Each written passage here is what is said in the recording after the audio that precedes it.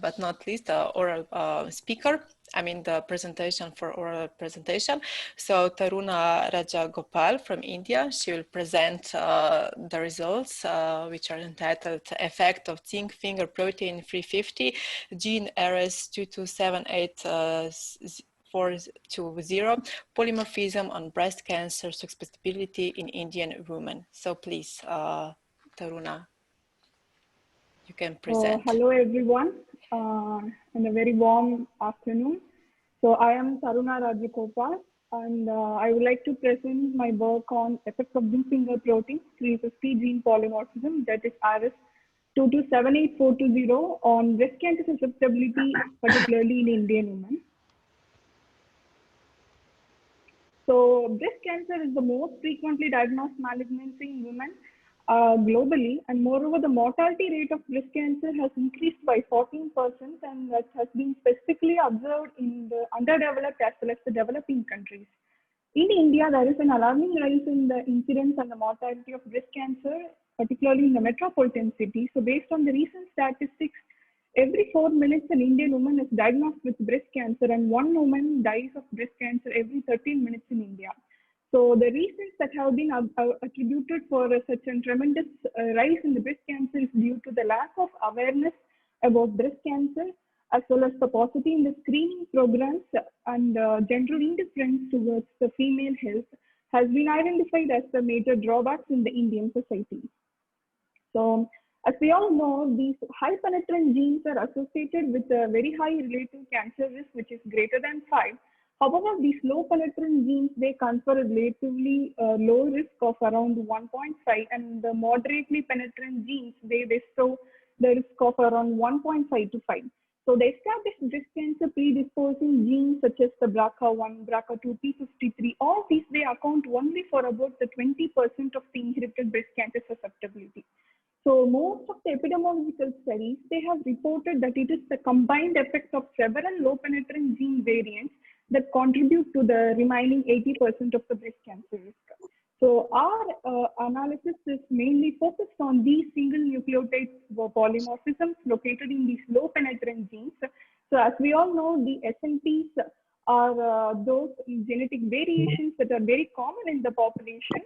And our analysis is to identify those SNPs that are significantly associated with breast cancer risk. So as we all know, there are two things which we have to keep in mind before we start any epidemiological study. So the first is the genetic instability. So this is the genetic instabilities that lay foundation for almost all hallmarks of cancer.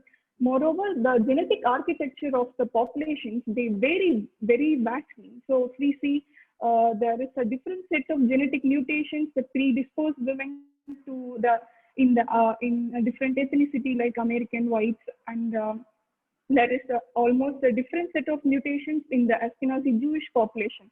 So it is very essential that we narrow down to specific genetic variations attributed in each population, so that we can identify genetic markers specifically for the population. So our research gap, which we identified in the current scenario, is that most of the genes that have been associated with breast cancer susceptibility has been identified. However, those genes that have a modest effect is yet to be completely delineated. Moreover, there is a need to identify genetic biomarkers that are associated with breast cancer onset as well as the clinical characteristics, particularly in the South Indian women. So the rationale of choosing ZNS350 gene is because it's a very good candidate gene for breast cancer susceptibility, since this particular protein interacts directly with the BRCA1 gene. So it is interesting to see that the particular location of where the 341st amino acid to 748 amino acids of BRCA is known to directly interact with the ZNF350 protein. Moreover, BRCA1 acts as a co-suppressor for the ZN350. So the function of the ZNF350 is to maintain a very low basal expression level of the various DNA damage inducible genes such as the GAT45, P21, and also a very important matrix metallose proteinase 9 gene expressions. So ZIN350 has been identified as a crucial tumor or metastatic suppressor since its expression was very low in the tumor tissue compared to the normal healthy tissue. So few studies have identified that on removal of this BRCA1 ZBRK repressor complex has led to accelerated mammary tumor growth. So that's the reason why we have selectively chosen the particular gene as well as its variant on breast cancer susceptibility since the association has been unclear. Moreover, there are no reports about the impact of this particular SNP on breast cancer risk in the South Indian population. So this is an image which depicts the BRCA1 negative transcription in the presence and absence of DNA damage. So in general, BRCA1 interacts with the ZBRK to maintain a very low basal expression level of various DNA damage inducible genes. However, upon DNA damage, the BRCA1 itself acts as a repressor for ZBRK1 and promotes the ubiquitination of the ZBRK1 protein, and it itself recruits the transcription factors to the target region to promote the transcription activation of the DNA damage inducible genes. Moreover, there is this another important crucial role of the BRCA1, which is to initiate the double-strand DNA repair break, where it recruits the homologous recombination proteins to the target site. So the genomic location of our study of the gene which we are investigating is in the 19th chromosome Q1 13.41 position. So we have narrowed down to a very a single SNP which was observed commonly in the population. So that is this RF27842, which is a T2C substitution, and it is located in the exon 4 of the protein. And this results in substitution of leucine to proline as the codon 66. So we have also performed an in silico analysis using the string software to identify the protein interaction, or other way to say is to identify the interaction partners of the ZNF350, where we can see it majorly interacts with most of the crucial DNA repair genes. So to spot out the exact location of the SNP, ZNF350 protein contains this KRAB domain and 8 zinc finger domains as well as the BRCA1 interacting domain. So the SNP of interest is located in the KRAB domain. So the reason for choosing an SNP in the KRAB domain is because it is this KRAB domain that primarily interacts with DNA, or it is this region that binds to the DNA. So the objective of the study is to conduct a primary analysis to determine the impact of the particular ZF350 variant on breast cancer susceptibility as well as the clinical features in South Indian women. So the study hypothesis is as follows. So when there is this wild-type leucine variant, there is a stable co-repressor activity and there is an efficient DNA damage response, and hence the genome stability is maintained. However, upon the presence of this missense variant, it modulates the binding affinity of the ZNF350 protein to the target DNA, and thereby it dysregulates the DNA damage response, and it might contribute to breast cancer susceptibility.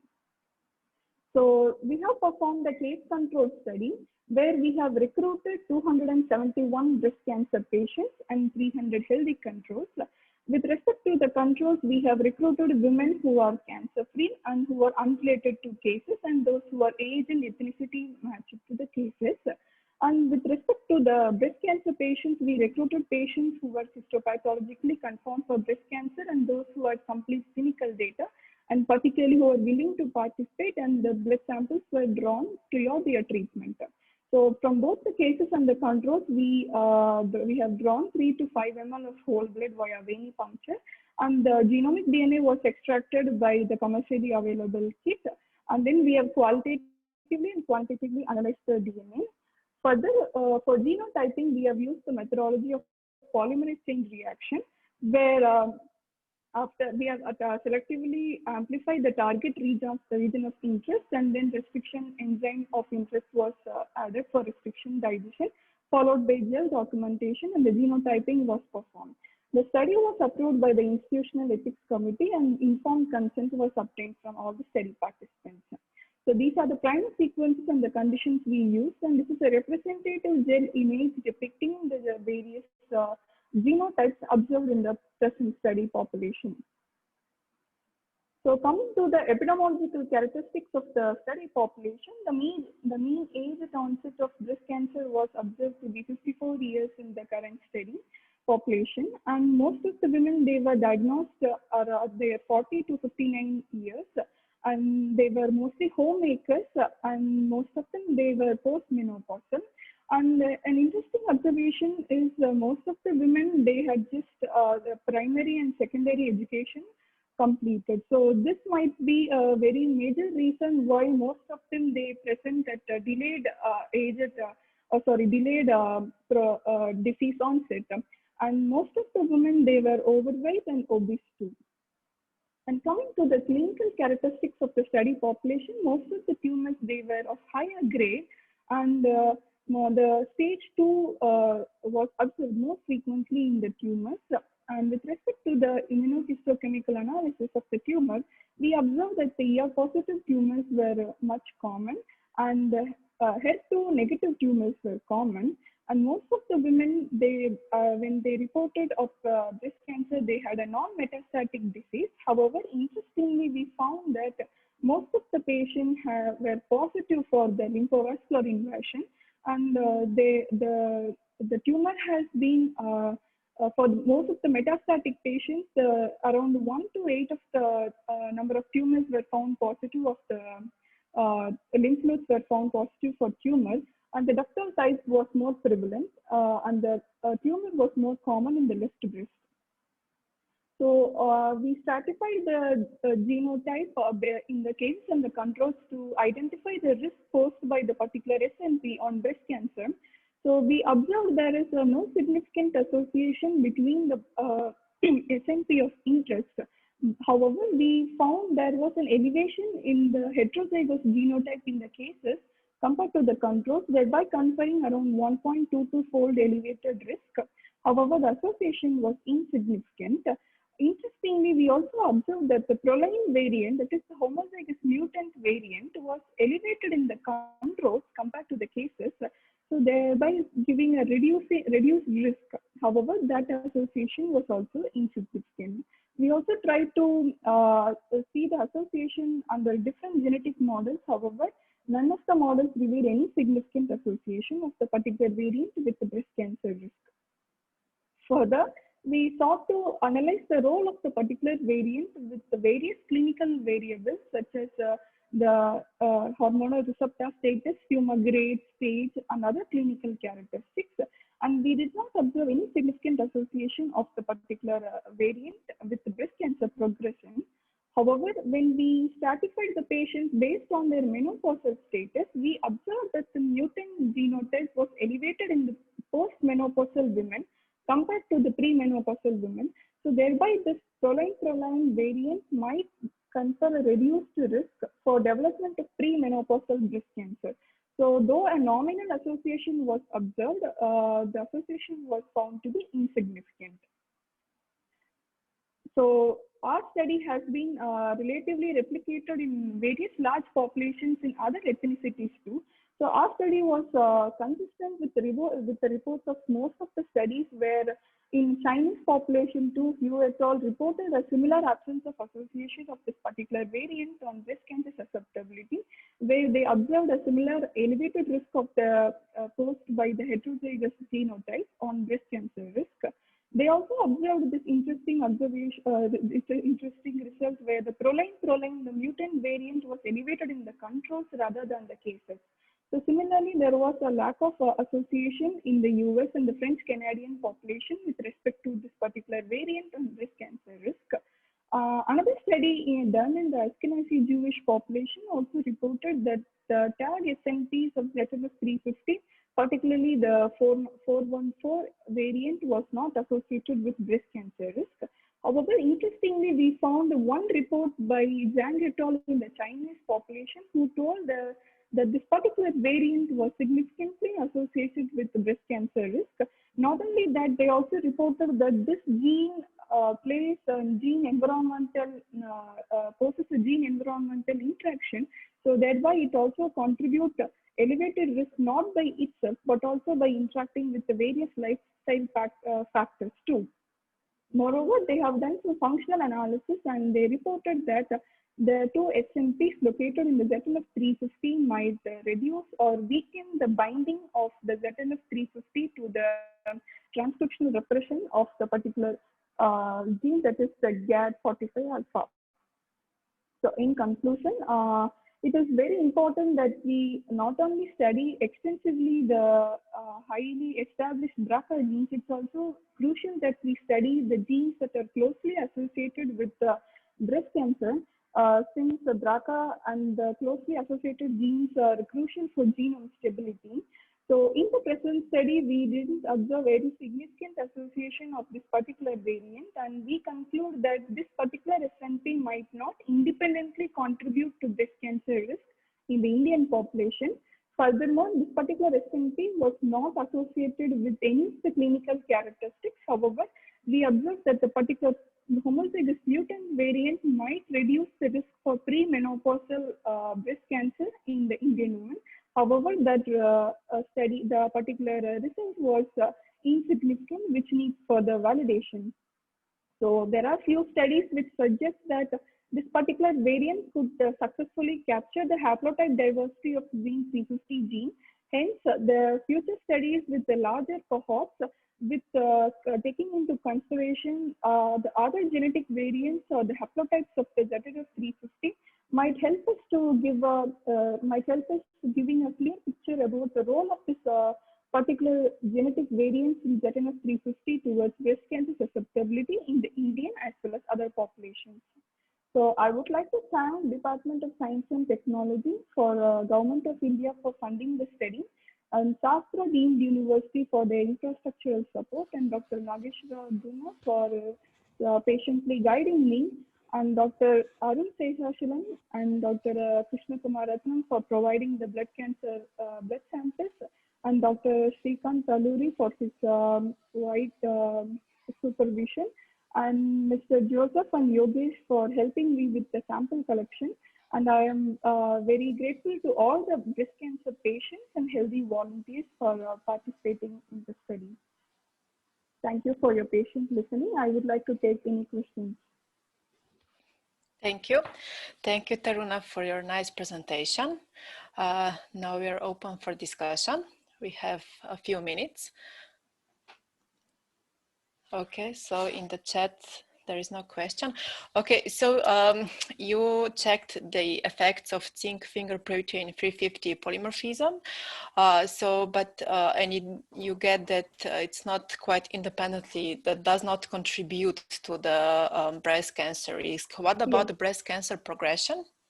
Similarly, with respect to progression, we couldn't see any significant association of the particular variant with progression. So, moreover, we have recruited most of the patients. They are just diagnosed with breast cancer. So, we need to follow up of around 5 years to see if the particular SNP is contributing to decreased or increased survival of the particular patient. So that is the future perspective of the study. Okay. What about this polymorphism can also predict the therapy efficacy? Is it usable in that way? Yes, we are anticipating that this particular SNP might be associated with the PARP inhibitors. So we are just trying to see if those patients who are mutant for this particular variant, if they are responding well to PARP inhibitors, which is also a future perspective of the study. Okay, great. So a lot of work to do. Okay, yes. Great. Thank you. So is there there are other questions? No.